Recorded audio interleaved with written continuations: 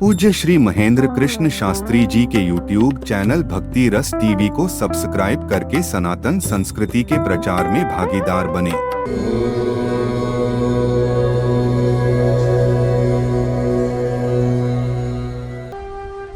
एक बार एक संत जी कथा सुना रहे थे।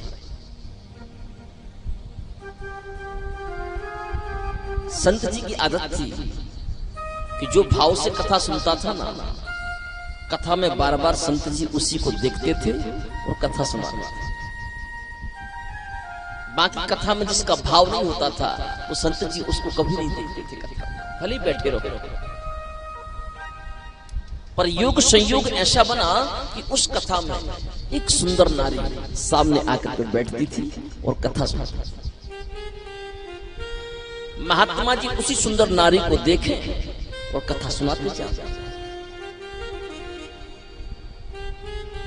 कथा में श्रोता तीन प्रकार के होते हैं। पहले नंबर का होता है सच्चा श्रोता, जिसे सिर्फ कथा से मतलब होता है, बाकी किसी और से मतलब नहीं होता। घर में क्या हो रहा है, यहाँ पर क्या हो रहा है, क्या होगा क्या नहीं होगा, कोई मतलब नहीं। जब तक कथा चलेगी उसको कथा से मतलब, उसका नाम है सच्चा श्रोता। दूसरा है सरोता। कथा में तो बराबर समय देंगे, पर कथा में खुद भी नहीं बैठेंगे, पड़ोसी को भी नहीं बैठने देंगे। कोई उधर जाकर के बैठेगा, कोई उधर जाकर के बैठेगा। कोई सोचेगा पांडाल में बैठ करके बातचीत नहीं कर पाते, एक काम करते इस मकान के बरामदा में बैठ जाते।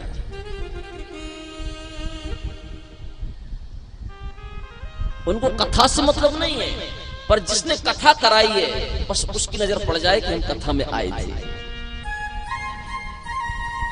उनका नाम है सरोता।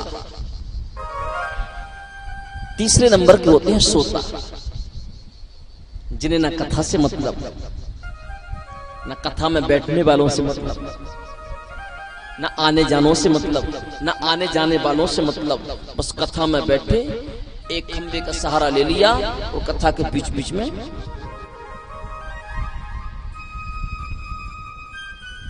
और जैसी 3 घंटे की 4 घंटे की कथा पूरी हुई, जयकारा हुआ और बोले वाह कथा बहुत जल्दी पूरी हो गई, आज पता ही नहीं चला 3 घंटे कब निकल गए।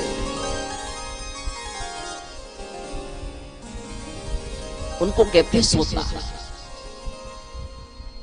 तो जो सच्चा श्रोता होता है ना, उसकी पूरी नजर भागवत की ओर होती है।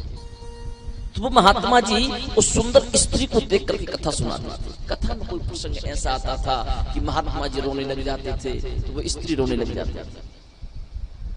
तो जो 2 नंबर के थे श्रोता, उन लोगों ने देखा वाह, तो स्त्री भी महाराज जी को देख करके रोती है और महाराज जी स्त्री को देख करके रोती है। ये कथा नहीं, यहाँ तो कुछ और चल रहा है।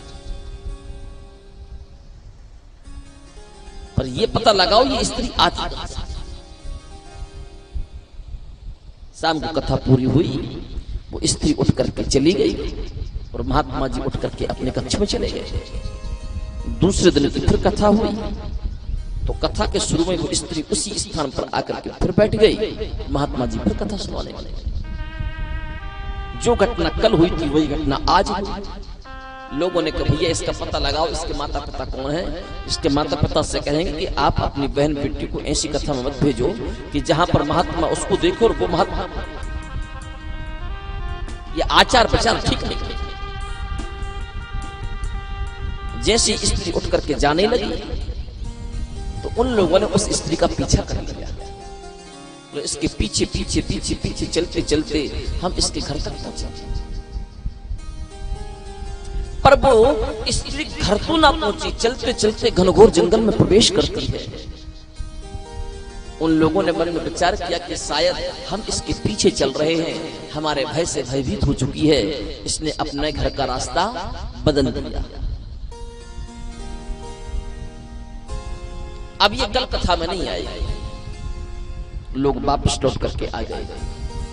तीसरे दिन की कथा का शुभारंभ हुआ। जिन लोगों ने पीछा किया था वो लोग तो कथा में थोड़ी देरी से आए, पर वही युवती सबसे प्रथम आकर के उसी स्थान पर बैठ करके पुनः कथा श्रवण करने लगी। वही दृश्य पुनः हुआ कि महात्मा जी कथा सुनाने लगे।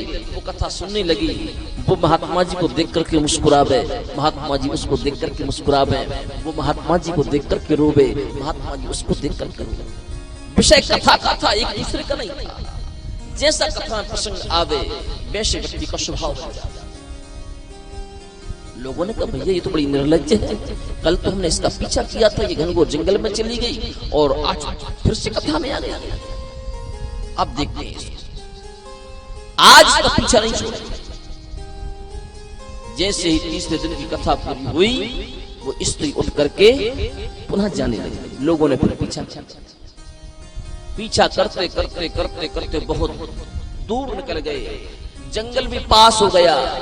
एक बहुत बड़ी नदी आई, उस युवती ने उस नदी में प्रवेश किया और जैसे ही उस नदी के बीच मझधार में पहुंची, उसने गोता लगाया। लोग कहने लगे भैया इसने तो शायद हमारे भय के कारण आत्महत्या कर गई नदी में डूबकर। अब क्या होगा? यह हत्या का पाप हमको भुगतना पड़ेगा। भैया किसी से कहना मत। लोग वहां से वापस लौट करके आए। चौथे दिन की कथा का शुभारंभ हुआ। वही स्त्री उसी स्थान पर आकर के पुनः बैठ करके कथा सुनने लगी। वो लोग कथा में आए, उन्होंने उस स्त्री को देखा। उन लोगों को आश्चर्य हुआ, कल तो इसने नदी में डूब करके आत्महत्या कर ली थी और आज ही कथा में कहां से आ गई। जैसे ही उन लोगों ने उस स्त्री को पकड़ना चाहा कि आज तो उसको पकड़कर उसके माँ बाप घर लेकर के जाए, बहुत नाटक करती है। जैसे उस स्त्री को पकड़ने के लिए पहुंचे, उसका स्पर्श भी ना कर सके, वो स्त्री वहां से अंतर ध्यान हो गई। महात्मा जी कहने लगे अरे मूर्ख, वो कोई साधारण स्त्री नहीं थी, वो साक्षात गंगा यमुना सरस्वती थी। मनुष्य के भेष में आकर की कथा सुनती थी। तुमने कथा तो सुनी लेकिन अपने नजरिए को तुमने नहीं बदला। व्यक्ति के जीवन में पाठ की शुरुआत होती है, उसकी आंखों से होती है। सबसे पहले आप अपनी आंखों पर विजय प्राप्त करो। अपनी आंखों की जो एक देखने की शक्ति है, आप उस देखने की शक्ति को परमात्मा के चरणों में लगाओ। व्यक्ति गलत उसी व्यक्ति को समझेगा जो स्वयं गलत होगा। जो व्यक्ति स्वयं गलत होगा उसी व्यक्ति के अंदर दूसरे के प्रति गलत विचार आएगा।